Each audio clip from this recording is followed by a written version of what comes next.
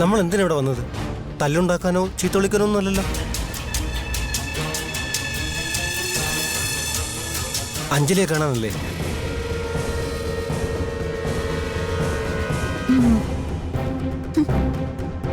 അഞ്ജലി, ഞങ്ങൾ നിന്നെ വെറുതെ ഒന്ന് കാണാൻ വേണ്ടി വന്നതാ. നീയില്ലാതെ കോളനിയിൽ ഒരു രസവും ഇല്ല. അത് പറയാൻ. നീ പോയതിനു ശേഷം മൊത്തത്തിൽ ആർക്കും ഒരു ചൊടിയും ചുണയും ഇല്ല. ഒരു തരം മരവിപ്പ് പോലെ. അപ്പോൾ ഞാനാ പറഞ്ഞത് നമുക്ക് കൊച്ചുവക്കലിനെ പോയിന്ന് കാണാന്ന്. പക്ഷെ ഇവിടെ വന്നപ്പോ കാര്യങ്ങളൊക്കെ കൈവിട്ടു പോയതുപോലെയാ. കൊച്ചമ്മമാർക്കൊന്നും നമ്മളെ ബോധിച്ചിട്ടില്ല എന്ന് പറഞ്ഞ നിങ്ങളോട് ഇവിടെ ആരെങ്കിലും മോശമായിട്ട് പെരുമാറിയോ? പറ, ഇവരെന്താ മോശമായിട്ട് സംസാരിച്ചേ? കൊച്ചുവക്കീലെ വേണ്ട. നമ്മൾ വന്നു, കൊച്ചുവക്കീലിനെ കണ്ടു, 2 വാക്ക് പറഞ്ഞു. നമുക്കത് മതി. ഇനി ഞങ്ങൾക്ക് വേണ്ടിയിട്ട് നീ ഇവിടെ പ്രശ്നമൊന്നും ഉണ്ടാക്കണ്ട. എന്താ, നമ്മൾ വന്ന കാര്യം കഴിഞ്ഞില്ലേ? കാണേണ്ട ആളെ കണ്ടു. ഇത്രയും നമ്മൾ ആഗ്രഹിച്ചുള്ളൂ.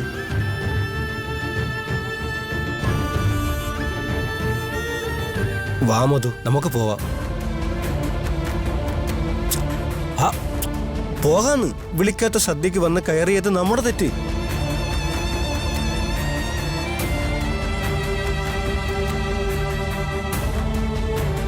വാ, വന്നേ. കുഞ്ഞപ്പാ, പോട്ടെ അഞ്ജലി. ശരി.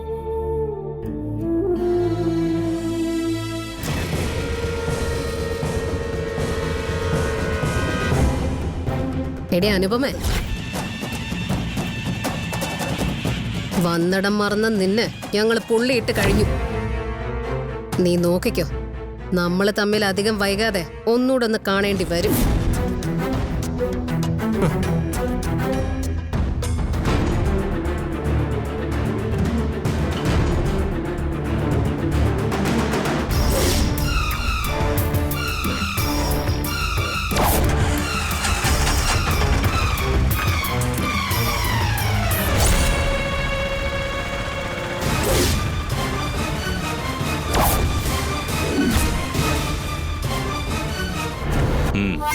മതി മതി മതി. താൻ വെറുതെ കിടന്നിങ്ങനെ വായിട്ട് അലക്കല്ലേ. താൻ പറഞ്ഞ കാശ് എത്രയും പെട്ടെന്ന് ആ ഗംഗം കുനിച്ചേരിയുടെ കയ്യിൽ എത്തിക്കാൻ നോക്ക്. അവൻ ആ നാട്ടിലെ എന്റെ ഈ വക കാര്യങ്ങളൊക്കെ നോക്കുന്നത്. ബാക്കിയൊക്കെ നമുക്ക് കാശ് കിട്ടിയിട്ട് സംസാരിക്കാം. താൻ ഫോണൊന്ന് വെച്ചേ. അച്ഛനത് എന്തിനുള്ള പുറപ്പാടാ? എന്ത് പുറപ്പാട്? പോർട്ട് ട്രസ്റ്റില് ഒരു നിയമനം നടത്തണം. അതിന് ഞാൻ ഒരുത്തനോട് 10 ലക്ഷം രൂപ ആവശ്യപ്പെട്ടു. എന്തുപറ്റി? ചോദിച്ചത് കുറഞ്ഞു പോയോ? അതല്ല, ആ അനുചേച്ചിയുടെ വാക്കും കേട്ട് അച്ഛൻ ഏതാണ്ട് കളികൾ പ്ലാൻ ചെയ്യുന്നുണ്ടെന്ന് അമ്മ പറഞ്ഞു. ഓ, അതായിരുന്നു ഇത്ര വലിയ കാര്യം? ആ, അതത്ര വലിയ കാര്യം തന്നെയാ. അച്ഛനിത് എന്ത് കണ്ടിട്ടാ അനുചേച്ചിയുടെ താളത്തിനനുസരിച്ച് തുള്ളാൻ നിൽക്കുന്നേ? എടാ, എന്റെ മോൾ ആഗ്രഹിക്കുന്ന ഒരു ലൈഫുണ്ട്. ശംഖുചക്രത്തിലെ രാജകുമാരി പട്ടം. അത് അവൾക്ക് നേടിക്കൊടുക്കാൻ ഞാൻ അനുപമയ്ക്കെന്നല്ല ആർക്ക് വേണമെങ്കിലും കൈ കൊടുക്കും. അതിന് നിനക്കെന്താടാ ഇത്രയ്ക്ക് ചെയ്തം? എനിക്ക് ചെയ്തൊന്നുമില്ല. പക്ഷെ അച്ഛനൊരു കാര്യം ഓർക്കണം. പുറമെ ഇനി എന്തൊക്കെ പറഞ്ഞാലും അവര് അമ്മായച്ചന് മരുമോളുവാ. നമ്മളെല്ലാവരും ഔട്ട്സൈഡേഴ്സും. നോക്കിയും കണ്ടും കളിച്ചില്ലെങ്കിൽ അവസാനം അമ്മായച്ചനും മരുമോളും അടയും ചക്കരയാവും. നമ്മൾ പെരുവഴിയാവുകയും ചെയ്യും. അതെ, നിന്റെ അച്ഛനോട് ഞാനിത് പറഞ്ഞതുവാ. പക്ഷെ ഞാൻ പറയുന്ന ഇവിടെ ആര് കേൾക്കാനാ? നിന്റെ അച്ഛനെല്ലാം രാഷ്ട്രീയക്കാരുടെ ബുദ്ധിയിലൂടെ കാണൂ. ആ അനുപമ ഒരു ഭൂലോക ഉടായിപ്പാ. ഇദ്ദേഹത്തിന് അവളെ അറിഞ്ഞൂടാ. എടി, അവളെയല്ല, അവളുടെ അനിയത്തിയല്ല, അവളുടെ അച്ഛനെയും അമ്മയും വരെ അറിയാവുന്നവനാ ഈ ഞാൻ. ആ അറിവില് ഒരുത്തൻ ഇപ്പോഴും സെൻട്രൽ ജയിലിൽ കിടക്കുന്നുണ്ട്. അവൾ ഇനി എത്ര ഉടായ്പ കാണിച്ചാലും ശരി, മുട്ടോളമേ ചാടും.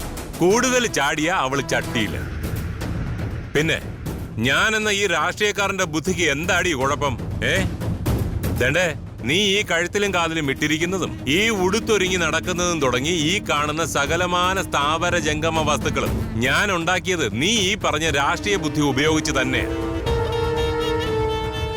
അതുകൊണ്ട് നീ അത് വിട്. പിന്നെ ഞാൻ ഇന്ന് അനുപമയ്ക്ക് കൈ കൊടുത്തത് അതും ഞാൻ എന്ന രാഷ്ട്രീയക്കാരന്റെ ബുദ്ധി തന്നെയാണ് എന്ന് വേണം നിങ്ങൾ മനസ്സിലാക്കാൻ. അനുപമ ഈ വീട്ടിൽ കയറി വന്ന് എനിക്ക് കൈ തന്നത് അവളുടെ നേട്ടത്തിന്, ഞാൻ അവൾക്ക് കൈ കൊടുത്തത് എന്റെ മകളുടെ നേട്ടത്തിന്. ഇത് രണ്ടും നടക്കണമെന്നുണ്ടെങ്കിൽ ആദ്യം വേണ്ടത് ആ അഡ്വക്കേറ്റ് അഞ്ജലി ഇല്ലാതാവും. അതിന് വേണ്ടുന്നത് ഒരു ഇടനില ഉപകരണം. നമ്മൾ ഈ മുടി വെട്ടിക്കളയാൻ കത്രിക ഉപയോഗിക്കാറില്ലേ? ഈ അനുപമ വെറും ഒരു കത്രികയാ, അഞ്ജലിയെ വെട്ടി മാറ്റാനുള്ള കത്രിക.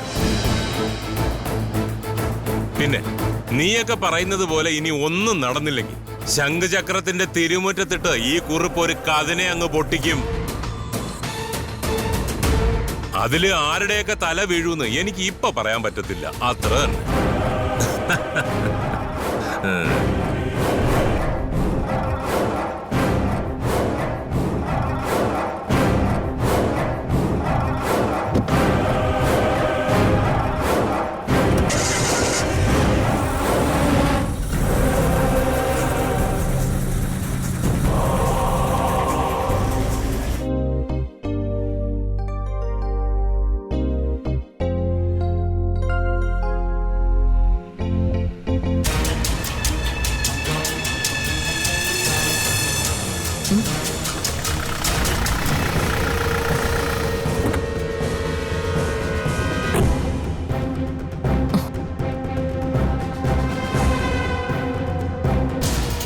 നിക്ക് നിക്ക് നിക്ക്, എങ്ങോട്ടാ കർഷകശ്രീ പാഞ്ഞു പോകുന്നേ? അഞ്ജലി ഇവിടെ. നിങ്ങൾ എല്ലാരും കൂടി അവളെ എങ്ങോട്ടാ പറഞ്ഞു വിട്ടത്? പറഞ്ഞു വിട്ടെന്നോ? എങ്ങോട്ട് പറഞ്ഞു വിട്ടെന്ന്? ദേ അമ്മയെ തമാശ കളിക്കില്ലേ? ഞാൻ ചോദിച്ചതിന് മറുപടി പറ. ഹലോ, ഈടത്തെ എവിടെ പോയി? ഇവിടെ ഒന്നും കാണുന്നില്ലല്ലോ. അപ്പൊ അത് ശരി. അപ്പൊ ശരിക്കും നിനക്ക് ആരെയാ കാണേണ്ടത്? അഞ്ജലിയെയാണോ അതോ അനുപമയാണോ? അതിപ്പോ രണ്ടായാലും കണക്കാ. രണ്ടും ഒരേ കുപ്പത്തൊട്ടിയിൽ നിന്നല്ലേ വരുന്നത്. കുഞ്ഞമ്മേ, എന്താടാ ഞാൻ പറഞ്ഞാലും എന്താ തെറ്റ്? അഞ്ജലി അനുപമയും സിസ്റ്റേഴ്സ് അല്ലേ? അതാ ഞാൻ പറഞ്ഞത് രണ്ടും ഒരേ കുപ്പത്തൊട്ടിയിൽ നിന്നാ വന്നേന്ന്. ഫോർമർ അഡ്വക്കേറ്റ് ശിവരാമകൃഷ്ണന്റെ കുപ്പത്തൊട്ടിയിൽ നിന്ന്. ഇതിനുള്ള മറുപടി ഞാൻ പിന്നീട് തരാം. ആദ്യം അഞ്ജലി നിങ്ങൾ എങ്ങോട്ടാ പറഞ്ഞു വിട്ടെന്ന് പറ. എനിക്ക് അവളെ കാണണം ഉടൻ തന്നെ. അതിനിവിടെ ആരും അവളെ എവിടേക്കും പറഞ്ഞു വിട്ടിട്ടില്ല. ഇപ്പൊ പറഞ്ഞു വിട്ടിട്ടില്ലെന്നേ ഉള്ളൂ, പക്ഷെ താമസിയാതെ പറഞ്ഞു വിടും, ഉറപ്പാ. ഇന്നത്തെ ഉച്ചഭക്ഷണം തയ്യാറാക്കാൻ അവളോട് ചട്ടം കെട്ടിയിട്ടാ രാഘവേട്ടൻ കോടതിയിൽ പോയിരിക്കുന്നത്. അതെ, ആ പണി വെടിപ്പായിട്ട് ചെയ്തില്ലെങ്കിൽ ഇന്ന് അവളെ മിക്കവാറും രാഘവേട്ടൻ ഇവിടുന്ന് പറഞ്ഞു വിടും. എന്താ ശരിയല്ലേ? പിന്നല്ല. അതെ, നിന്റെ രാജകുമാരി അകത്തെവിടെയെങ്കിലും തന്നെ കാണും. ഇനി ആരോടെങ്കിലും ഒളിച്ചോടിപ്പോയോന്നൊന്നും അറിയില്ല. നീയൊന്ന് കേറി നോക്ക് എന്താ അവസ്ഥയെന്ന്. ചെല്ല് മോനെ, ചെല്ല്.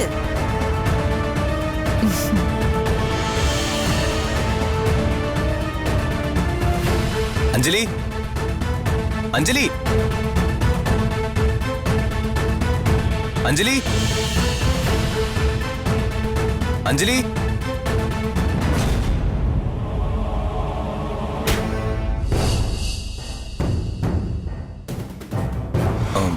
നിങ്ങൾ അഞ്ജലിയെ കണ്ടായിരുന്നോ?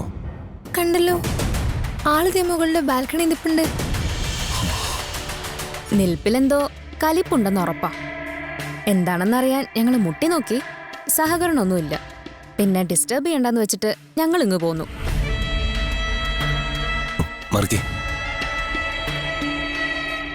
സംഗതി സിന്റെ ആർക്കാണല്ലോ മോളെ. തുടക്കത്തിലെ ഇങ്ങനെയായ പ്രശ്നമാണല്ലോ.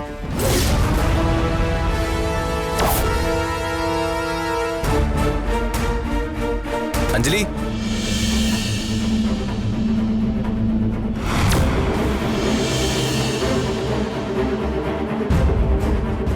അഞ്ജലി,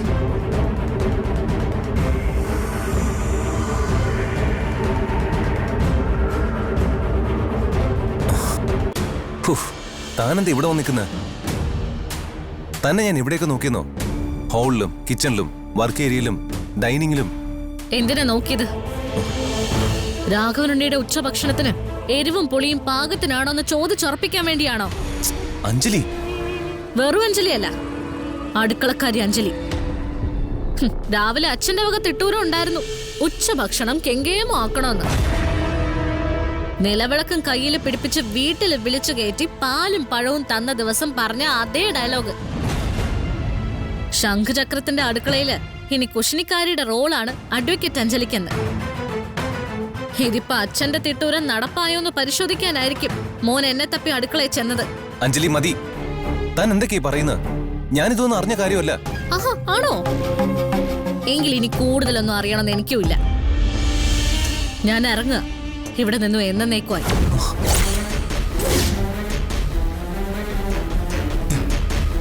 അഞ്ജലി, അഞ്ജലി,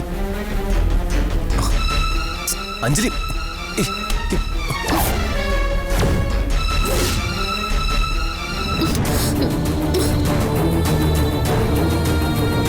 ആദ്യം പൂർണ്ണ മനസ്സോടെയും രണ്ടാമത് മനസ്സില്ല മനസ്സോടെയാ ഈ വീട്ടിലേക്ക് അഞ്ജലി കയറി വന്നത്, അർജുന്റെ കൈ പിടിച്ച്.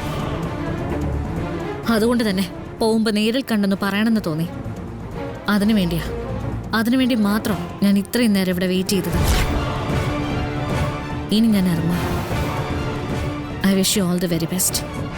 അഞ്ജലി പ്ലീസ്, ഞാൻ പറയുന്ന ഒന്ന് കേക്ക്. വഴിമാറ അർജുൻ, എനിക്ക് പോണം.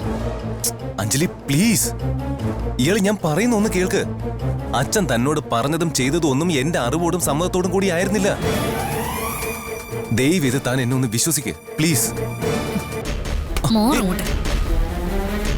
അഞ്ജലി, അഞ്ജലി പറയുന്ന ഒന്ന് കേക്ക്. അഞ്ജലി, ആര്യാണല്ലോ.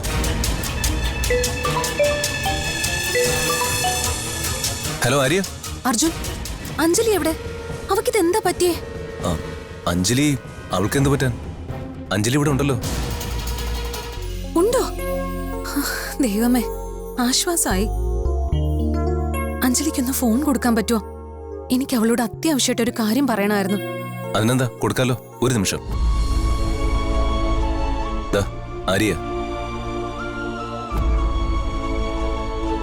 ഹലോ. നീ ഇത് എവിടെയായിരുന്നു? നിന്നെ ഞാൻ എത്ര നേരമായിട്ട് വിളിക്കുക. നിന്നെ ഫോണിൽ വിളിച്ചിട്ട് എന്താ കിട്ടാത്ത? അത് പിന്നെ ഞാൻ ഫോൺ സ്വിച്ച് ഓഫ് ചെയ്ത് വെച്ചിരിക്കായിരുന്നു ആര്യേച്ചി. എന്തിന്? ഞങ്ങളൊക്കെ എന്തുമാത്രം പേടിച്ചു പോയെന്നറിയോ? ഇവിടുന്ന് പോയിട്ട് എന്ത് സംഭവിച്ചു എന്ന് പോലും അറിയാതെ. സോറി, ഞാൻ ഫോൺ ഉടനെ ഓൺ ചെയ്യാം. ഓൺ ചെയ്യണം. അല്ല, നിനക്കവിടെ എന്തെങ്കിലും പ്രശ്നമുണ്ടോ ഇപ്പൊ? നിന്നെ ആ വീട്ടിൽ നിന്ന് രാത്രി ഇറക്കി വിട്ടോ? അവിടെ എന്താ സംഭവിക്കുന്നേ? അറിയില്ല ആര്യേച്ചി, ഇതുവരെ എന്നെ ആരും ഇറക്കി വിട്ടിട്ടില്ല.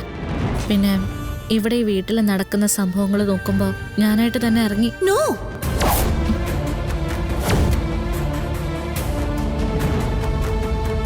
ഒരിക്കലും അങ്ങനെ ചെയ്യരുത്. ഒരിക്കലും. അമ്പാടി നിന്നെ അന്വേഷിച്ചിവിടെ വന്നിരുന്നു. അനുപമ എന്തോ പറഞ്ഞ് തെറ്റിദ്ധരിപ്പിച്ചിട്ടാ. അത് കേട്ട് പരിഭ്രമിച്ചിട്ടാ ഞാനിപ്പോ അർജുനെ വിളിച്ച് നിന്റെ കാര്യം അന്വേഷിച്ചത് തന്നെ. അമ്പാടി എന്തിനാ വന്ന? ഓ, അതൊന്നും ഇനി പറയാതിരിക്കുന്നതാ ഭേദം. നോക്കുമോളെ, ഞാൻ പറയുന്നത് നീ സീരിയസ് ആയിട്ട് കേൾക്കണം. ഒരു നോർമൽ കോഴ്സിൽ നടന്ന കല്യാണം ആയാൽ പോലും ഭർത്താവിന്റെ വീട്ടിൽ ചെന്ന വധുവിന് അവിടെ പലവിധ പരീക്ഷണങ്ങളും നേരിടേണ്ടി വരും. ഇവിടെ നിന്റെ കാര്യത്തിലാണെങ്കിൽ നിന്റെയും അർജുന്റെയും കല്യാണം നടന്നത് തന്നെ ഒരു പ്രത്യേക സാഹചര്യത്തില, അറിയാലോ. അതുകൊണ്ട് പ്രശ്നങ്ങള് പലതും ഉണ്ടാവും. നിന്നെ മുറിവേൽപ്പിക്കുന്ന കുറെ കാര്യങ്ങൾ ഫേസ് ചെയ്യേണ്ടി വരും. അപ്പോഴൊന്നും ഒരിക്കലും മനസാന്നിധ്യം വിട്ട് നീ തളർന്നു പോകരുത്. അതെല്ലാം നീ ഫേസ് ചെയ്യണം, ചെയ്തേ പറ്റൂ. കാരണം ഇത് നിന്റെ ലൈഫാ. അതില് നിനക്കിനിയൊരു സെക്കൻഡ് ചോയ്സ് ഇല്ല അഞ്ജലി.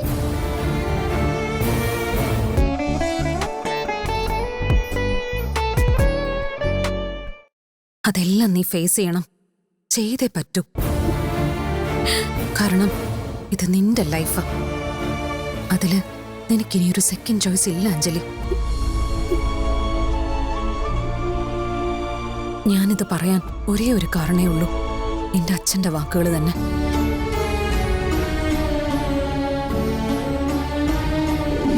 അവള് തന്നിഷ്ടപ്രകാരം വിവാഹം കഴിച്ച് അവളുടെ ഭർത്താവിന്റെ വീട്ടിലേക്ക് പോയി. അതോടെ ഈ വീടിനെയും വീട്ടുകാരെയും സംബന്ധിച്ച് അഡ്വക്കേറ്റ് അഞ്ജലി ഒരടഞ്ഞ അധ്യായമാണ്.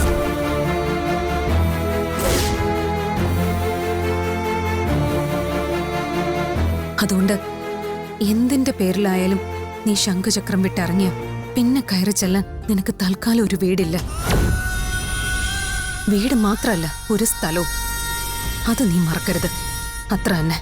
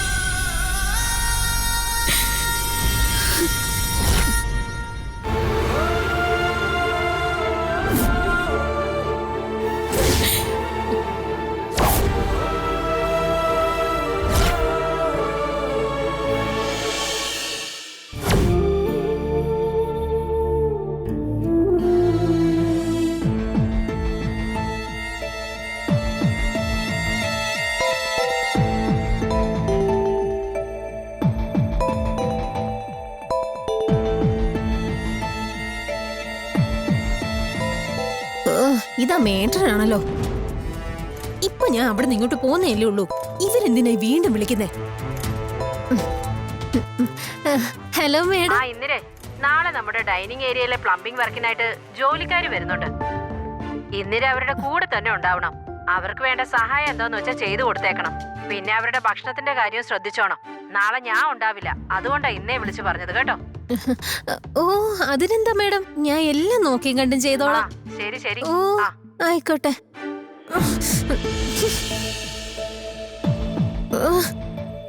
മോശം.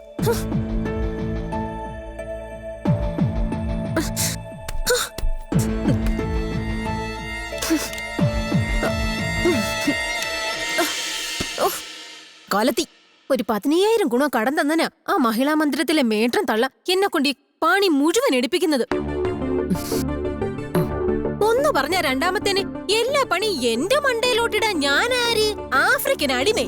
ഓ മനുഷ്യന്റെ തലയിൽ എഴുത്തു തന്നെ. എന്തിനാ 15,000 രൂപ കടം വാങ്ങിച്ചത്? എന്താ ആവശ്യത്തിന്? ആ അതൊക്കെ നിനക്ക് വേണ്ടി അടി പെണ്ണേ. എനിക്ക് വേണ്ടിയോ? അതെ, നിന്നെ മറ്റേ ആ സരിഗ ഓർക്കസ്ട്രക്കാര് ആൽബത്തിൽ പാടിക്കാന്ന് പറഞ്ഞില്ലേ, അതുമായി ബന്ധപ്പെട്ട എന്തോ കാര്യത്തിന് ഒരു 25,000 രൂപ ചോദിച്ചതും ഞാനത് തർക്കിച്ച് ഒരു 15,000 ഒതുക്കിയത് നീ മറന്നോ? ഓഡിഷൻ. എന്റെ പൊന്നമ്മേ, അമ്മ ഇതൊന്നും ഇതുവരെ വിടാത്ത എന്താ?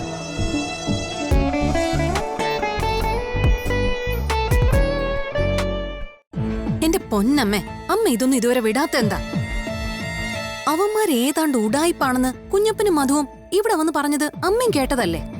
ഓ തന്നെ തന്നെ കുഞ്ഞപ്പൻ പണഞ്ഞ്. ഒരു ഓട്ടോ ഓടിച്ച് നടക്കുന്ന അവന് പാട്ടിനെ കുറിച്ച് വല്ല കീരവിത്തും അറിയോടി? വല്ല ഡയലോഗ് ഓടിക്കാൻ കൊള്ളാം, അത്ര തന്നെ. അതെ, അതുകൊണ്ട് നീ ഈ കുഞ്ഞപ്പനും കിണയപ്പനും ഒന്നും പറയുന്നത് കേൾക്കാൻ നിക്കണ്ട. ആ മേട്ടന്റെ കാല് പിടിച്ചിട്ട് രൂപ 15,000 കടമായിട്ടാണെങ്കിലും ഞാൻ ഒപ്പിച്ചത്. ആ ഞാൻ ഇന്ന് തന്നെ ആ ഓർക്കസ്ട്രക്കാരന്മാരെ വിളിക്കാൻ പോവാ. അയ്യോ എന്റെ അമ്മേ, ഞാൻ പാടാനുമില്ല ആടാനുമില്ല. എന്നെ ഒന്ന് വെറുതെ വിട്ടേക്ക് പ്ലീസ്. കയ്യിൽ 5 നയാ പൈസ ഇല്ലാതിരിക്കുന്ന സമയത്ത് അമ്മയുടെ ഓരോ ഏടാകൂടങ്ങള്. 15,000 രൂപ അങ്ങോട്ട് കൊടുത്ത് പാട്. നല്ല കഥയായി. അയ്യോടി മോളെ, നിന്നെ ഞാനേ പാടാനല്ലാതെ കളക്ടർ പണിക്ക് പറഞ്ഞു വിടാം. എന്താ അത് മതിയോ? ഈടി പെണ്ണെ, അവനവന് പറ്റുന്ന വല്ല പണിയുണ്ടെങ്കിലേ അത് ചെയ്ത് 10 പൈസ ഉണ്ടാക്കാൻ നോക്ക്. സത്യം പറഞ്ഞാലേ നിന്റെ ഈ ഇരിപ്പും കിടപ്പും പാട്ടും ഒക്കെ ടിവിയിൽ വല്ല റിയാലിറ്റി ഷോയിലും ഷൂട്ട് ചെയ്ത് കാണിച്ചാലേ ലക്ഷക്കണക്കിന് ആൾക്കാര് നിനക്ക് വേണ്ടി SMS അയക്കൂടി. പോരാത്തതിന് ഫ്ലാറ്റും കാറും അതിലും ഒക്കെ കിട്ടും. അതുകൊണ്ട് ഞാൻ ഈ കാശ് ഓർക്കസ്ട്രക്കാർക്ക് കൊടുക്കുകയും ചെയ്യും, പാട്ടും സിമ്പതിയും വൈറലാക്കി മുതലാക്കി കാശുണ്ടാക്കുകയും ചെയ്യും. ഹാ, ഒന്നും കാണാതെ ഈ ഇന്ദിര കുളത്തിൽ ചാടൂല മോളെ.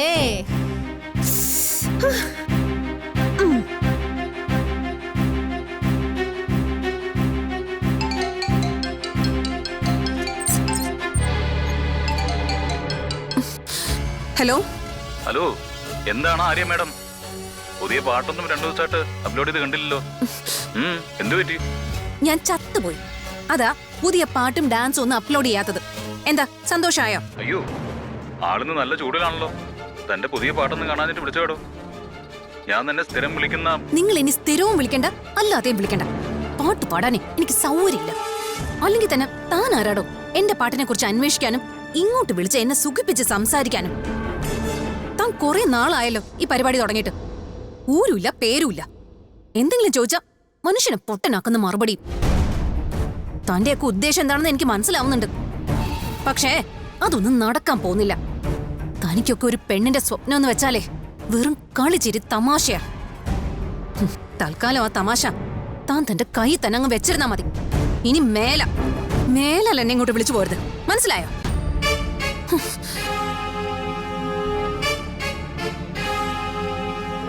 ഞാൻ ഒരു കാര്യം പറഞ്ഞ പപ്പി വിഷമിക്കരുത്. എന്താ ചേട്ടാ? നിന്റെ ഈ കേസ് അഞ്ജലിക്ക് ഇനി വാദിക്കാൻ പറ്റുമെന്ന് എനിക്ക് തോന്നുന്നില്ല. സ്വന്തം ഭർത്താവിന് വേണ്ടാന്ന് എത്ര തവണ പറഞ്ഞിട്ടും എന്നെ സ്വീകരിച്ചേ പറ്റൂന്ന് പറഞ്ഞ് കടിച്ചു തൂങ്ങിക്കിടക്കുന്ന നിന്റെ അത്ര തൊലിക്കട്ടി എനിക്ക് ഏതായാലും ഇല്ല. ദേ, എന്റെ ദേഹത്ത് തൊടരുത്.